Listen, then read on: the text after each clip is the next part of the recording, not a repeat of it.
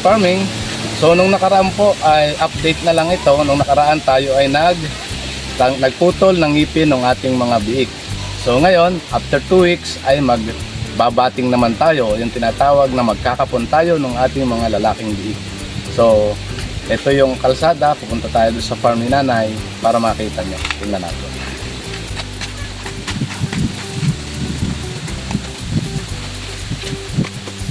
Last time, ito yung pinakita ko sa inyo na ito yung daan papunta doon sa farm. So, makikita natin yung mamaya yung mga baboy ni nanay.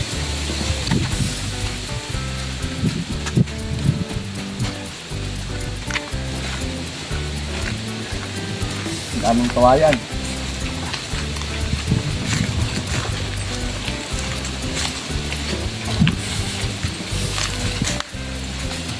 Ang isang maganda rito, ang dami ritong kawayan. So kung gagamitin natin, kung ano man yung ating nais gawin sa farm, sa pagtatanim, marami tayong kawayan na makukuha dito.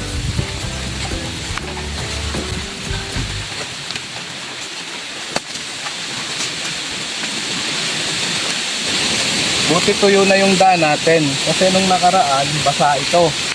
Pagka gantong summer, ay abot ang sasakyan hanggang dito. So ayan na, malapit na kagad tayo.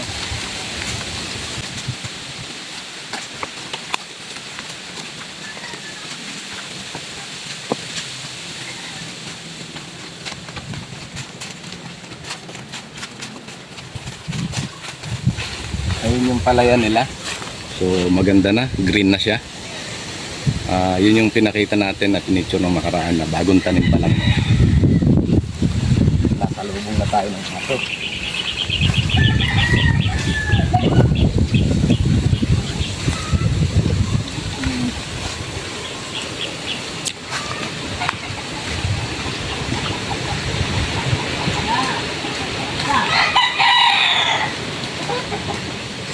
Papakain sinano ng mga alaga niyo.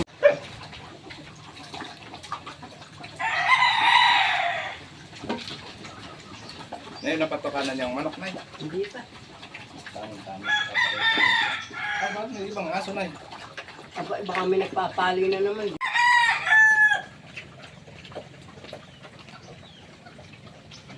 Binababag.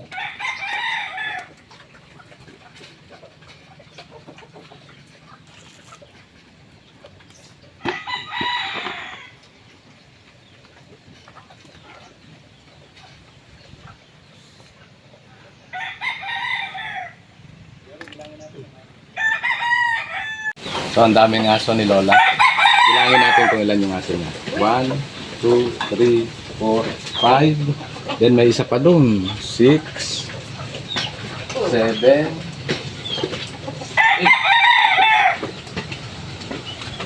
8. Yung aso niya.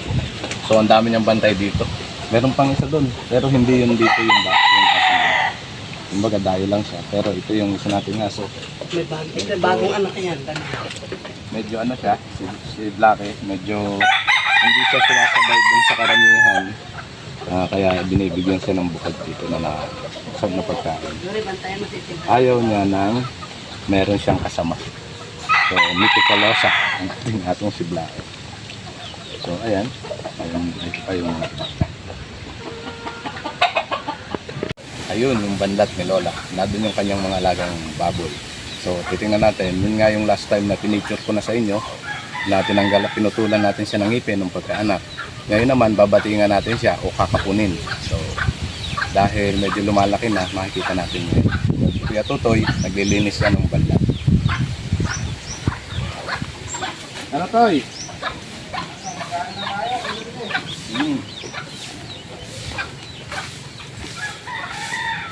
Laki nung yung kamera ko. Ito yung buntis na to. Hindi na kaya nakakalian na naman ay. Ayan. Ito yung isang inahin. Then, ayun yung mga biik. Malaki akong kausap. Then, lalagyan natin ng ating ilan yung babatingan to? Ilan lalaki? Tatlo. Hindi ko alam. Tatlo lang yata. So, ang lulusog ng ating 4 yung lalaki. So, may titira daw na gagawin pala ako. Kaya tatlo lang yung ating kakapunin.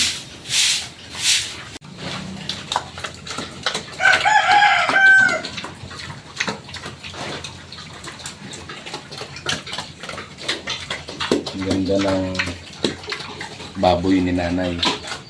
So, ang lahi nung isa, ito daw ay yung breed galing Thailand, kaya ganyan yung kulay niya.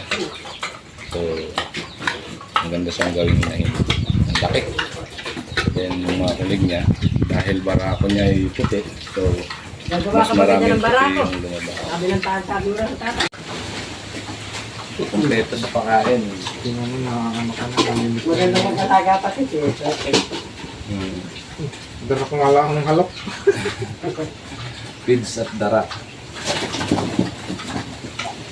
Ayun eh, isang nakaupo. Inatira nakaupo. Isang na doon.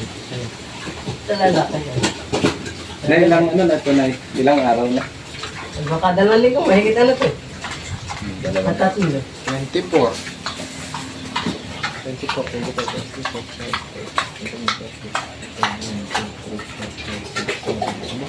Isang buwan na pa nga ako sa 24. Ano na yan? Tatlong linggo. Pero malalaki siya sa ano yan. Flawless pati ito. Itong maganda inahinay. Inahin ulit. Kanya inahin namin ng tutoy at nakakadalwa ng lipas.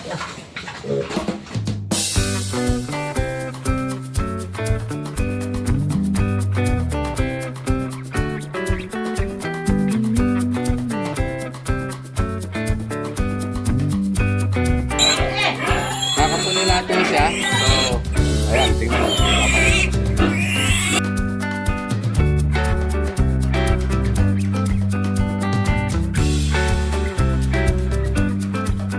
Gamitin natin ay double slit.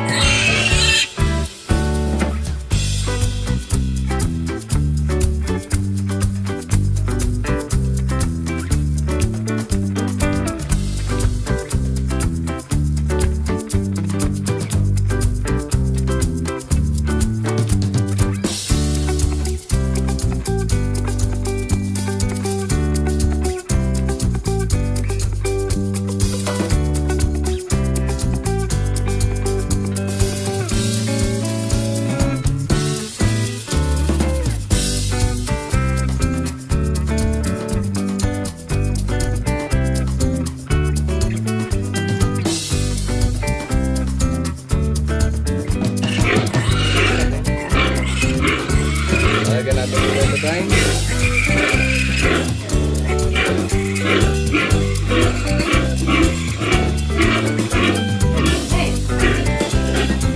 So yung violet naman niya, panglinis lang.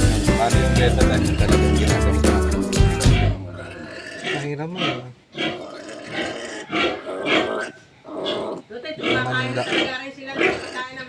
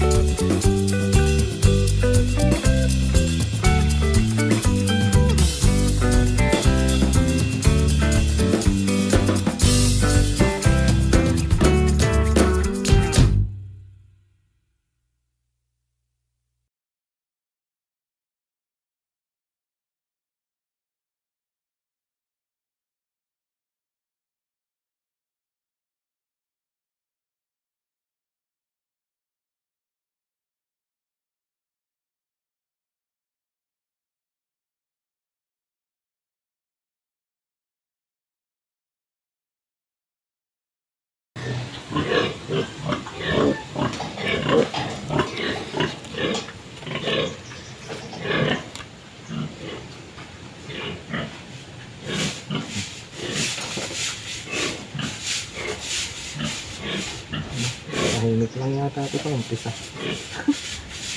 Pag natatagalan lang kasi talaga na ano. Pag natatagalan kaya yung Ang kuya dyan, sana isang sila. Oh, tanggal. yung iba dinudurog nga lang. Nagbabuyan naman yun eh, kaya naman yun. Na single split lang, isang sugat lang.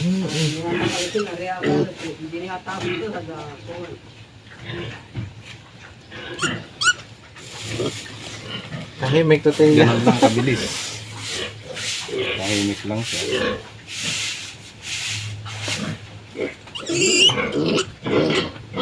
Para sa kitang sila yun. So yung mark tayo, yun na yan lang natin. Markings lang na nabatingan na natin yung baboy. So nakapuna natin sila. 4 yung nakapuna natin. Inaasahan natin sa 1 linggo, pwede na siyang iwanan. Para pwede nang dispose, pambenta na yung ating mga meat. So ayun lang. Maraming salamat.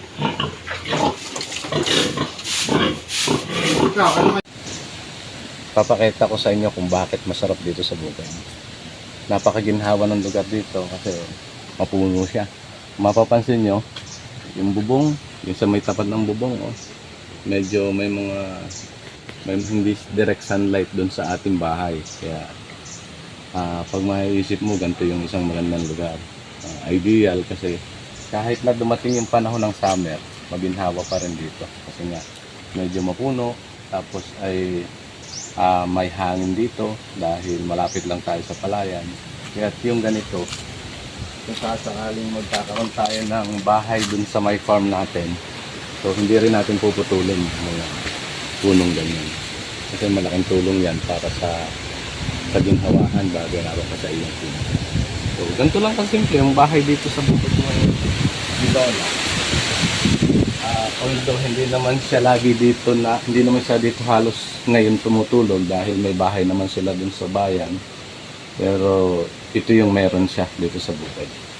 So tingnan natin yung loob. Medyo luma na nga lang siya ngayon. Pero ayan. Ganyan kaginhawa dito sa lugar. So may bagong anak na tuta. Ayan. Dapat close up mo Yuri.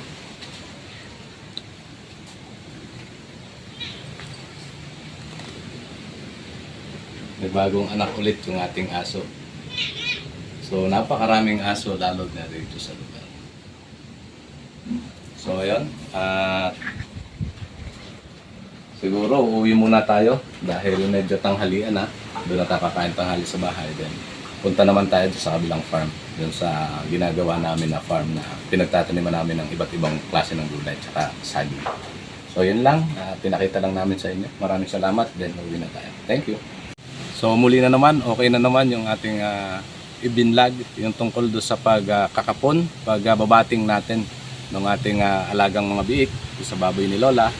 At nakatapos tayo. So pauwi na tayo maya maya at bago ko tapusin itong vlog na to ay shout out nga pala sa aking mga subscriber, lalo't higit kay Noside, kay Edison. So shout out Edison.